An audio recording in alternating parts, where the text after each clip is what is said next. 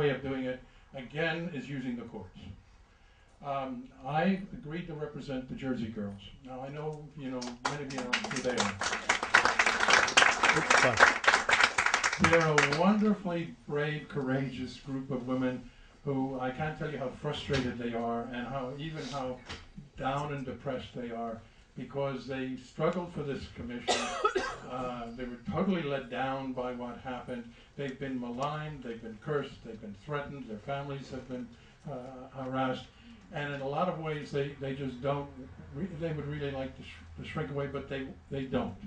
So what I've done with them, I sat them down and said, look, let us talk about a lawsuit. Let us bring a lawsuit against people, person or persons who funded this operation, at least in part. Because if we do that, then we can introduce all kinds of other evidence that people like David Griffin have uncovered in a court of law, under oath. It will have a credibility that a book does not have. So that is really what we're about to try to do with respect to 9/11 from a legal standpoint. Now, what am I talking about? No big secret what I'm talking about. The commission ignored it. But a great source of funds, not a lot of money, but a fair amount of money, came from Pakistan. It came from the head of Pakistani intelligence, Ahmed Mahmoud, who ordered Sheikh Obaid to send it. This is now well known, it's public record. Commission ignores it, government doesn't talk about it, but $100,000 in total came into a bank account of a man called Mohammad Atta at the Sun Bank in Florida.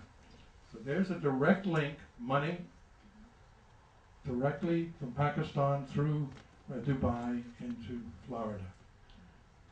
We're going to sue him. I mean, that's what we do. We'll sue him, right?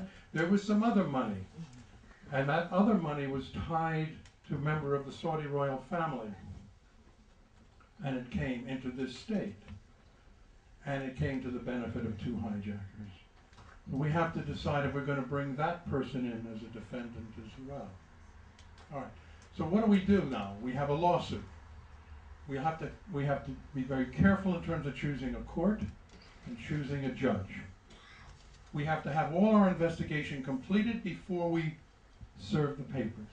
Because if we don't, the government will move right in under national security. They'll shut down our discovery. So we have to have our discovery done. So for the last 6 months, I have been sending investigators into Pakistan, now into India, into Egypt, for the purpose of interviewing key people. In addition, there are stateside investigators who are involved in a couple of the other issues, which are minor compared to the funding. I'm talking about anthrax in particular, and I'm talking about air traffic control activities on that day in particular. But those are secondary to the funding. The funding is the real issue. This is a serious case.